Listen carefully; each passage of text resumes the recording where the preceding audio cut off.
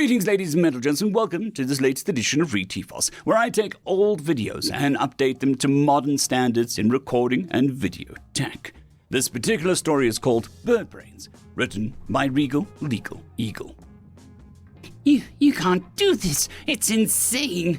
They were walking quickly down the service corridors of the station, while Carl checked the straps on the strange suit that he was wearing. It had been hastily assembled, but he'd already had the plans for it, so he was convinced it would work.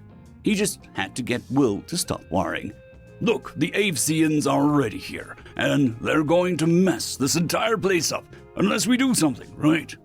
Right? Fighting them is straight out of the question because we don't have the gear, the numbers, and even if we did, it would start a massive war, right? Right. So, this is the only shot we've got to peacefully end this. I'm telling you, I've studied their culture. I know how they work. I had the suit planned, didn't I? Stop freaking out because fail or succeed, I'm doing this. Cole was satisfied that they'd made the suit to his specs. But, how can you be sure? The other species say that we should just run away. Will still wasn't convinced as they walked along. Yet he knew that they couldn't let the Avesians turn the station into the hunting nest, no matter what their leader demanded. After all, most of the other species here to trade would be considered prey, and he wasn't sure if humans were also on that list. Something had to be done. That's because all they do is stay away from the Avesians. You read the Galactic Panther thing. No one deals with them, no trade, minimal negotiations, just intermittent wars, and lots of raiding. Well, I'm not going to let that continue. Humanity is going to open up a dialogue with these Xenos, and it starts here. I studied these sorts of behaviors in college, you know. If I'm right, they're like the raptors back on Earth. Oh, what kind of raptors? Will asked then. The ones with feathers, Cole said with a shrug. Well, what kind? What do you mean? I just told you, the kind with feathers. No, I got that, but are we talking about the dinosaurs or the birds? Will frowned as he tried to make sense. They're all birds. Those horror vids you watch are all wrong. They didn't have scales or leathery skin. No, wait, I know that. I mean, are we talking about the flying kind or the ones on the ground? What? Cole stopped walking, then looked at Will. What are you going on about? Flying? All raptors have feathers. I'm not talking about the kinds they show in those silly movies where the humans keep getting eaten by big terrible lizards.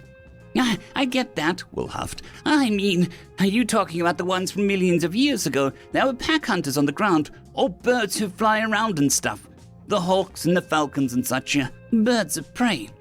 Oh, Cole finally understood. The pack hunters from millions of years ago, but with other bird-like behavior.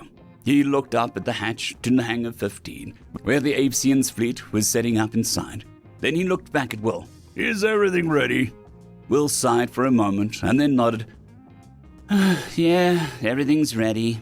All right, time to make history. Cole popped open the hatch and stepped inside, before Will quickly sealed it shut behind him. Out of all species they dealt with, the Avesians were far and away the most colorful.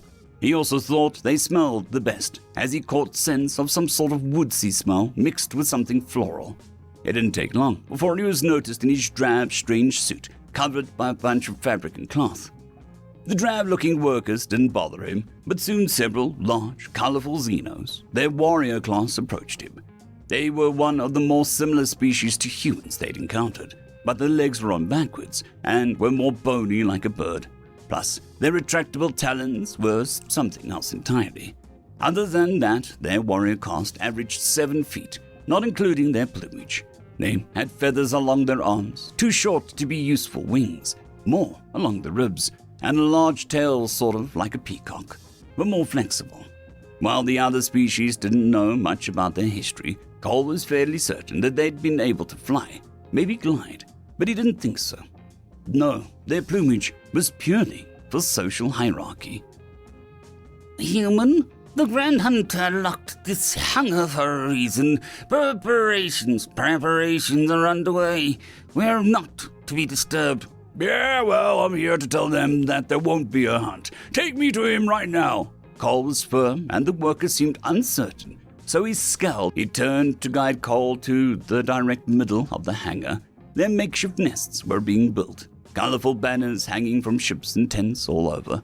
The Grand Hunter was assembling his own feathered throne with sticks and feathers of his warriors who had sworn him fealty when Cole arrived.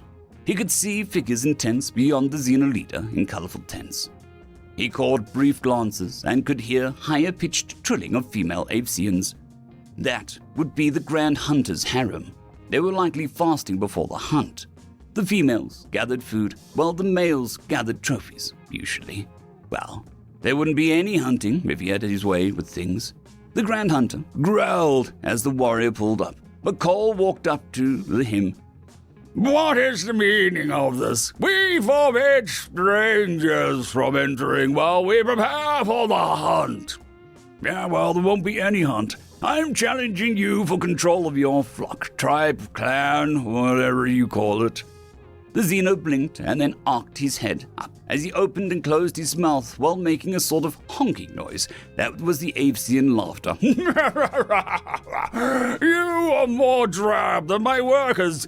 You could never. Before he finished, Cole yanked a cord connecting straps around his suit, releasing them to let out a crafted plumage spring out around him. The Grand Hunter jumped back in shock, his own plumage spreading out wide. But Cole's was brighter and bigger.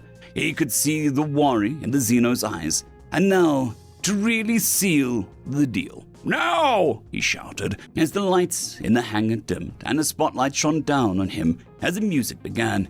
He turned and then he began to strut towards some of the assembled warriors as their plumage quickly flared out. You know this boogie is for real. He could see the confused Xenos flap their plumage in a little as he approached, so he gave a little hop before getting up in their face as he started dancing to the music.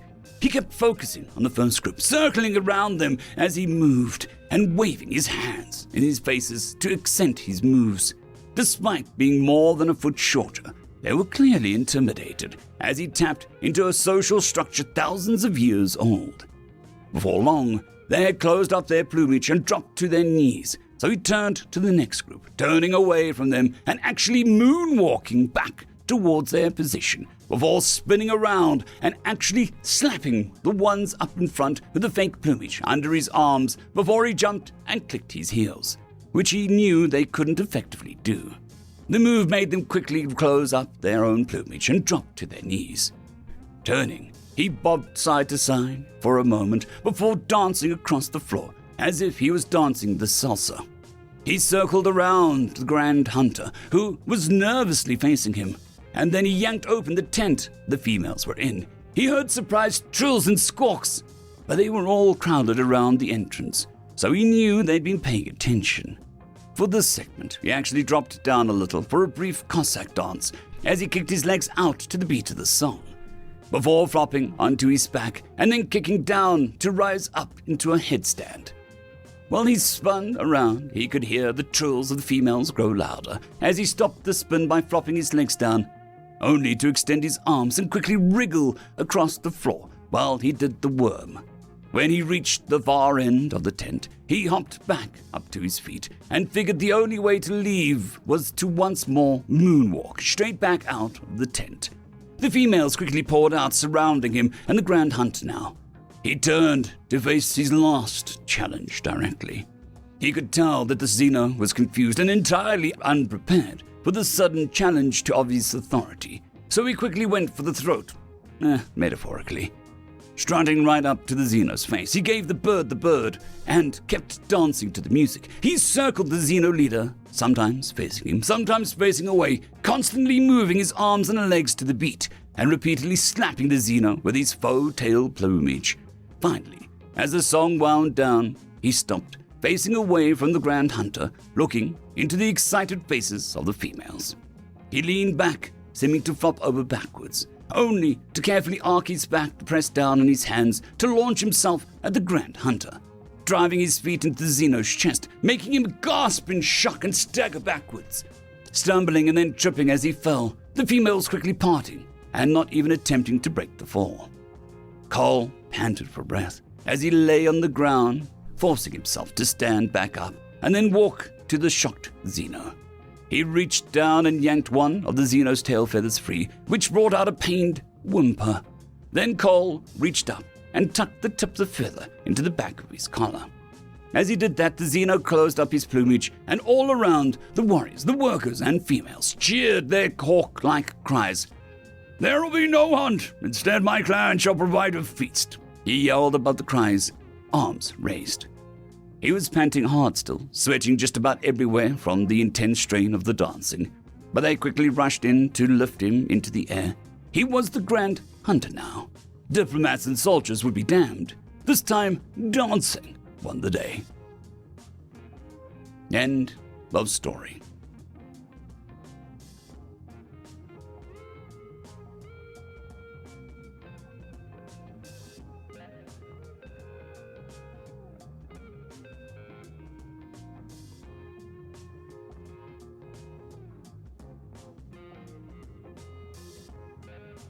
I would just quickly like to thank the T5 peeps: Dragon Soup, Cold War Boomerwaffen, Severin Cerberus, Red Panda 121, Leslie 517, Bushmaster 177, Caspar Arnold, Cam Maxwell, Sans the Skeleton, Lightjock, Dragzoon WRE, and Lord Azrakal. Thank you very much.